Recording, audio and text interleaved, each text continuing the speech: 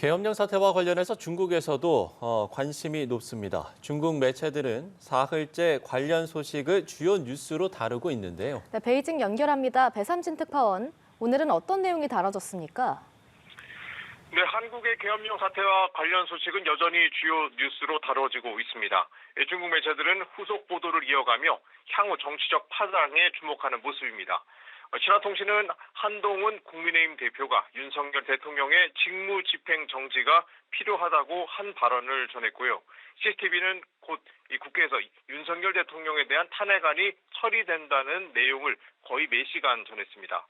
여당이 탄핵안을 저지하겠다는 입장을 유지할 때도 중국 매체들은 여당 이탈표가 발생할 수 있다며 윤 대통령의 탄핵에 힘을 실었습니다.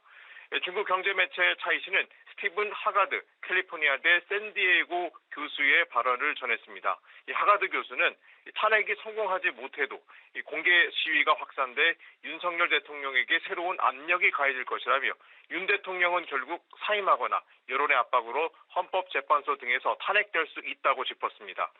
중국과 홍콩 매체들은 윤 대통령이 민주화가 정착된 한국에서 성공할 수 없는 무리수를 뒀다는 평가를 내리고 있습니다. 이 홍성신문은 한국 보수의 표심 결집지인 대구 경북에서도 윤석열 퇴진 요구가 나오고 있다며 이 한국 여론 분석에 따르면 윤 대통령의 정치적 도박이 실패했다고 분석했습니다. 이 펑파이 신문은 계엄령은 6시간 만에 해제됐지만 그 여파로 인한 대한민국의 정치권의 충격은 이제 시작이라며 탄핵안 가결과 부결에 따른 시나리오를 도표까지 그려가며 세세히 전하기도 했습니다. 네, 중국 정부가 한국의 계엄 사태와 관련해서 공식 입장을 내놓았습니다. 예상대로 내정에는 논평하지 않겠다고 밝혔는데 민주주의의 맹점과 함께 평가 작업도 있었죠? 네, 이 앞서 전해드린 것처럼 중국 포털과 SNS에서는 한국 비상계엄 관련 소식이 실시간 검색어 상위권을 차지하기도 했습니다. 이 중국 매체들은 이번 사태로 민주주의의 약점을 드러내는 데 초점을 맞추는 분위기입니다. 중국은 서구의 다당제와 권력 분립 등 민주주의가 비효율적이고 분열적이라며 비판을 해오고 있는데요. 신화통신 계열의 SNS 계정 뉴탄치는 21세기 이후 일어난 가장 큰 정치적 웃음거리라고 평했습니다. 하지만 한국의 민주주의를 평가하는 글도 있습니다.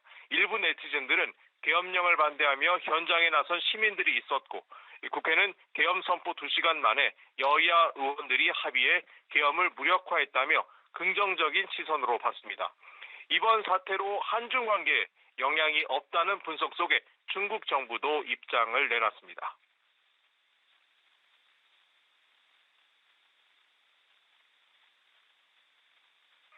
네, 앞서 중국 我可以在这里重申，中方注意到了有关情况，对于韩国的内政不予评论。 잘 따를 것을 中 당부한 바 方在 있는데요. 朝鲜半岛问题上的立场没有变化。 앞서 주한 중국 대사관에서는 중국 교민들을 대상으로 동요하지 말 것과 한국 정부의 통제를 잘 따를 것을 당부한 바 있는데요. 중국 정부가 공식적으로 말을 아끼고 있는 것은 한국의 내부 사정과 중국의 정치적 입장이 다르기 때문이란 분석이 나오고 있습니다. 지금까지 베이징에서 연합뉴스TV 배삼진입니다.